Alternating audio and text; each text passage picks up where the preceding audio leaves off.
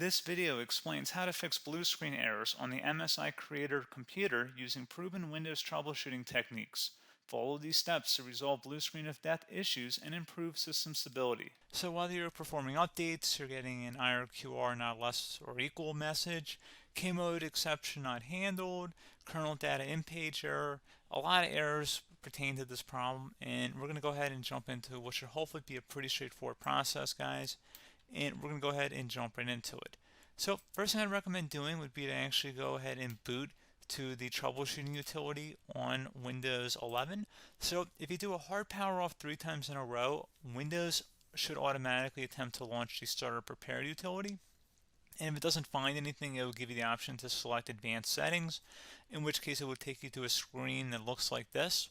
Now, if it does not take you to a screen that looks like this, or you're unable to get to that, you can also download the Windows 10 Media Creation Utility, or Windows 11. They probably will make a creation utility for Windows 11 at some point.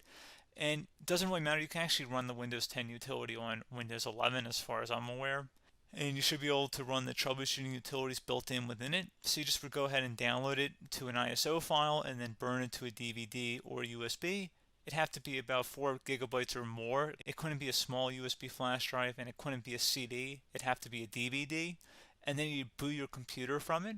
So depending on the computer manufacturer, you'd have to tap a different key on your keyboard in order to launch that menu, in order to select what boot drive you want to go off of. So it could be anything between the escape key, F2, F8, F12, for example. And those are the function keys on the top of your keyboard.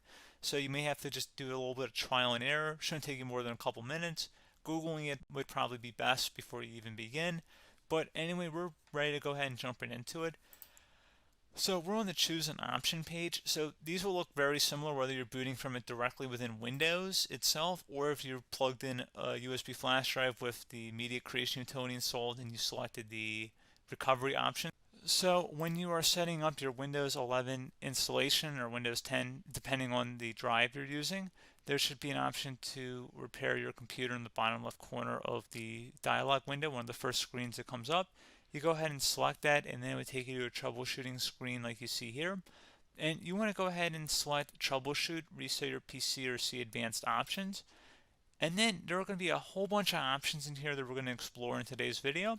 The first one, we're going to actually go underneath advanced options, and then select startup prepare, fix problems that keep Windows from loading. So go ahead and select that first.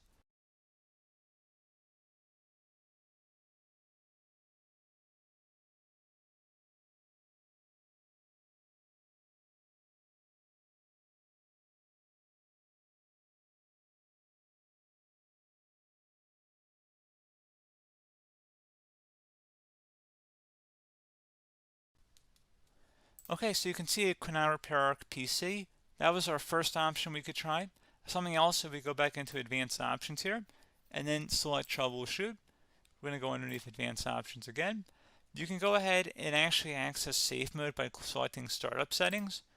And then if you select the restart button, you have the option on the screen select safe mode with networking, which will give you a key on the screen. It'll tell you which key to press to enter that.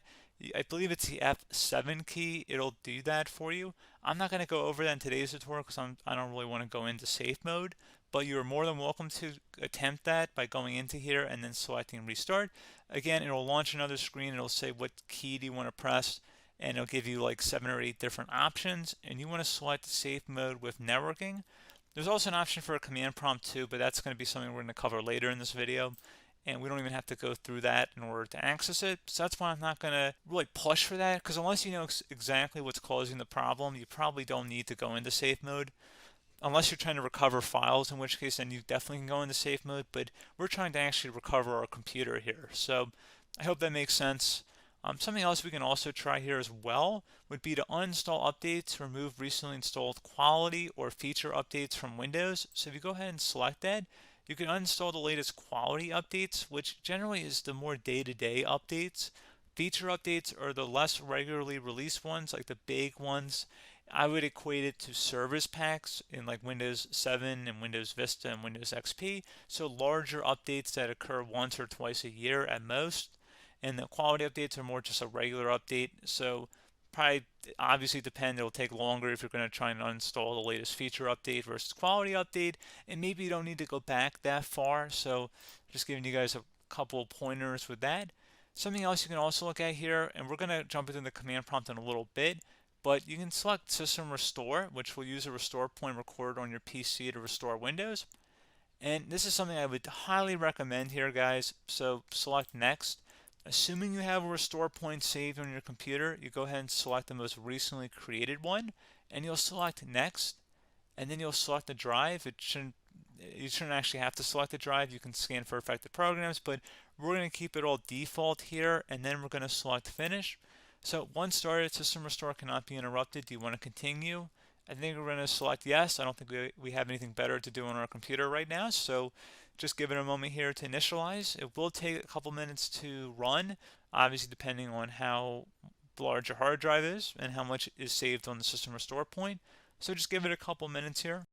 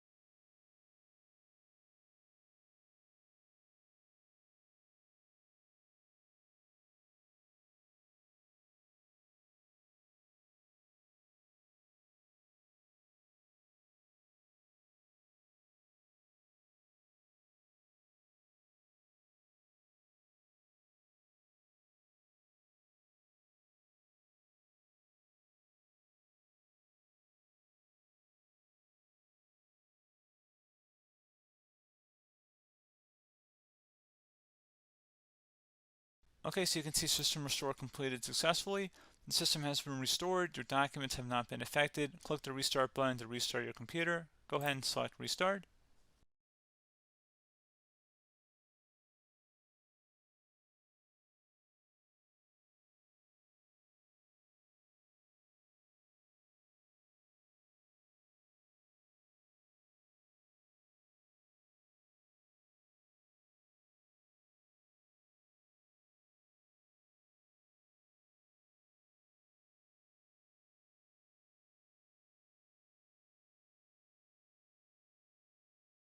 Okay, so you can see the system has been restored successfully.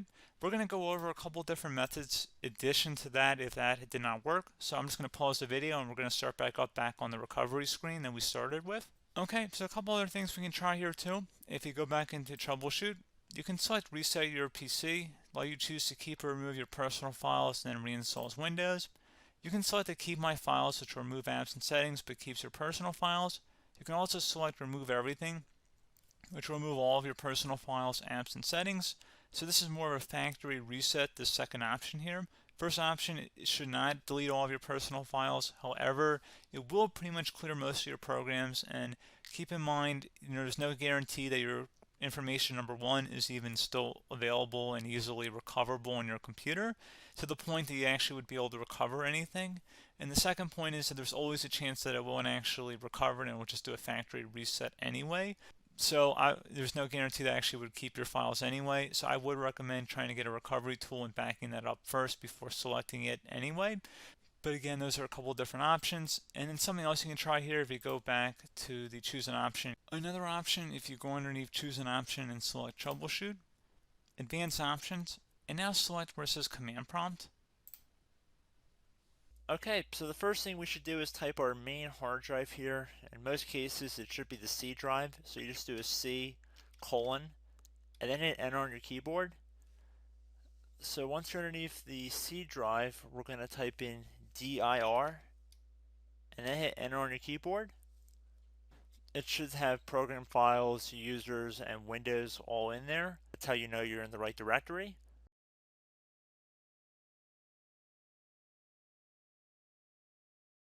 In some cases, it might be the D drive as well, so just keep that in mind.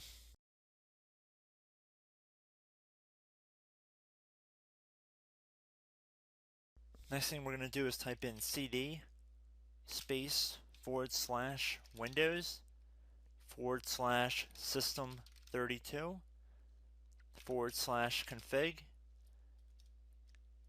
and then you're going to hit enter on your keyboard.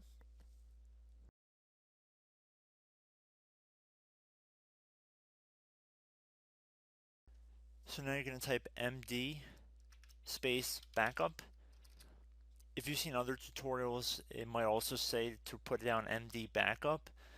That's because the backup name is pretty common when you want to back something up. So you can name this whatever you want, doesn't have to be backup. So if you've already made a backup folder in the past, you could do backup 1, for example. So once you're done setting the name you want the backup to be called, hit enter on your keyboard again.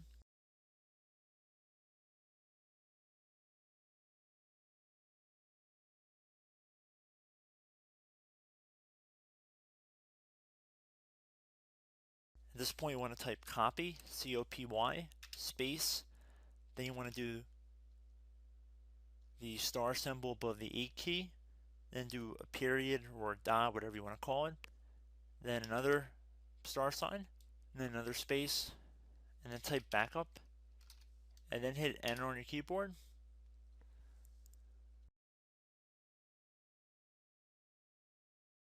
Now you want to type cd reg back, REG BACK, and then hit enter on your keyboard.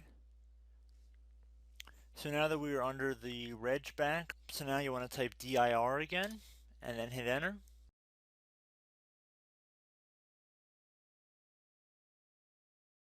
So now at this point we're going to type copy again. So copy, space, star sign, dot, another star sign, space, and then 2 dots. So we're going to type copy, space, star sign, dot, sign, star sign, dot, dot, and then hit enter on your keyboard again. So for overwrite, you want to overwrite all. So type A on your keyboard, so capital A, and then hit enter on your keyboard.